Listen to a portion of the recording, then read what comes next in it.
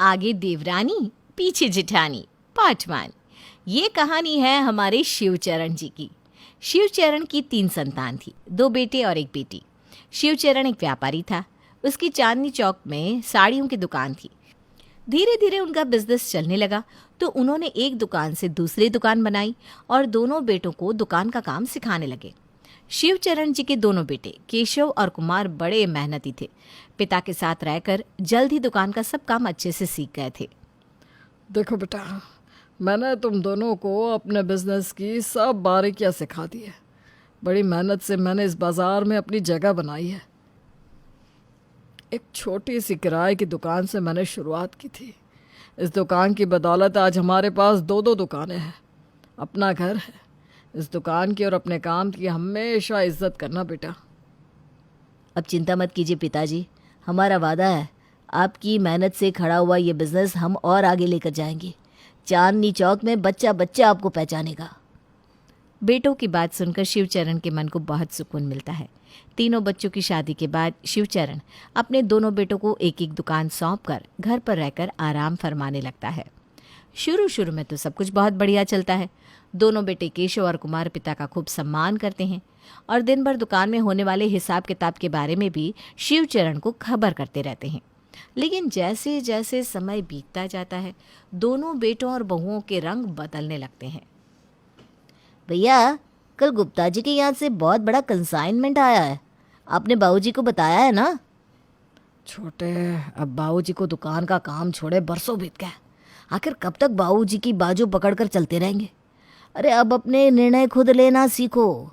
बाबूजी की उम्र अब आराम करने की है, बिजनेस की जिम्मेदारी अब हम दोनों की है। बाबूजी ने दुकान का काम क्या छोड़ा। धीरे धीरे दोनों बेटे अपने मन मर्जी के हो गए। दुकान के लिए जाने वाले बड़े फैसलों में भी अब बाबूजी की रजामंदी लेने की ज़रूरत नहीं समझी जाती थी। कुछ दिन बाद, देखो तो ज़रा, ये छोटी सारा दिन बिस्तर तोड़ती रहती है। ऐसा लगता है इस घर में काम करने का ठेका बस मैंने लिया हुआ है। माँ जी, मैं कह देती हूँ इस आरती को भी कुछ काम पर लगाया कीजिए, मैं अकेले कितना काम कर सकती हूँ। देवरानी की शिकायत सास से करके बड़ी बहू पूजा गुस्से में त्योरियां चढ़ाकर अपने कमरे की तरफ चली जाती है। अरे दिन निकला नहीं और शुरू हो गई इन दोनों की महाभारत। मैं तो इन दोनों के बीच में बीच बचाव करते करते थक गई हूँ। मुझसे तो अब इनकी यह कुत्ते बिल्ली वाली लड़ाई देखी नहीं जाती। दोनों में से कोई भी ऐसी नहीं जिसे देखकर जरा सा भी संतोष हो। एक शेर है तो दूसरी सवा शेर। देख रहे हैं आप, 2 बहुओं के होते ऐसा कोई काम नहीं जो ये दोनों खुशी से कर देती हो। आज सुबह सुबह ही महाभारत शुरू हो गई, मतलब आज तो चाय भी नहीं मिलने वाली। अरे भाग्यवान, तुम जाकर 2 कप चाय बना लो। तुम तो जानती हो दोनों बहुओं का रवैया। हम तो जैसे इन दोनों के बीच में पीस कर रह गए। 1000 बार कहा था आपसे, ये महल बनाने की बजाय ऐसा मकान बनाओ कि ऊपर की अलग अलग मंजिल दोनों बेटों को सौंप कर हम नीचे की मंजिल पर सुकून से रह सकें। लेकिन आपको तो बंगला बनाना था ना। क्या कहते थे आप? अलग अलग मंजिल पर रहने से दिलों में दूरियां आ जाती हैं।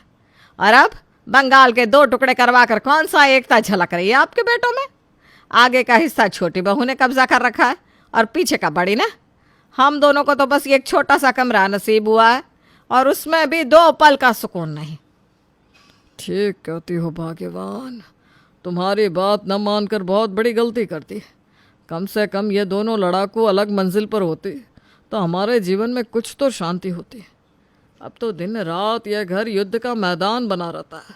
दोनों बहुएं एक दूसरे से बहस करने के चक्कर में दिन भर अपने अपने कमरों में पड़ी रहती है और घर के काम पड़े हमारा मुंह ताकते रहते हैं। आने दो आज दोनों बेटों को, आज तो इन दोनों नालायक की खैर नहीं। देखो शिल्पा की माँ, ऐसे बहुओं की चुगली बेटों से करना कोई अच्छी बात नहीं है।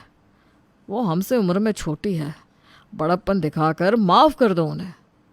आपके इसी बड़प्पन के कारण दोनों बहुएं हाथ से निकल गई है। आप ही देख लो, 1 कप चाय के लिए भी हमें लोगों का मुंह देखना पड़ रहा है। आरती, पिछले 1 हफ्ते से रोज मैं ही माँ बाबूजी के लिए शाम की चाय बना रही हूँ। ऐसा है कि सास ससुर सिर्फ मेरे तो है नहीं, हैं तुम्हारे भी कुछ लगते, इसलिए अब से सुबह और शाम की चाय तुम ही बनाओगी। देखो तो कितनी सयानी बन रही है, आई बड़ी मुझसे दोनों टाइम चाय नाश्ता बनवाने वाली। अगर आपने शाम की चाय बनाई है तो मैं भी तो रोज सुबह की चाय बना रही हूँ ना। बस हाथ भर की जुबान चलवा लो इससे। काम करने के लिए हाथ नहीं चल सकते। सुबह तुम कोई स्पेशल काम नहीं करती? सुबह तो सबकी चाय बनती है, उसमें 2 कप और बन जाएगी। तो क्या प्रलय आ जाएगी? नहीं नहीं जीजी, प्रलय तो बस माँ बाबूजी के कपड़ों को वॉशिंग मशीन में डालकर धोने से आती है, क्योंकि आप तो इसमें भी थक जाती हैं। हाँ तो तुम धो लिया करो ना, मैं कौन सा उनकी सेवा करने को मरी जा रही हूँ। और तुम तो मुझे काम का ताना ही ना दो तो बेहतर है।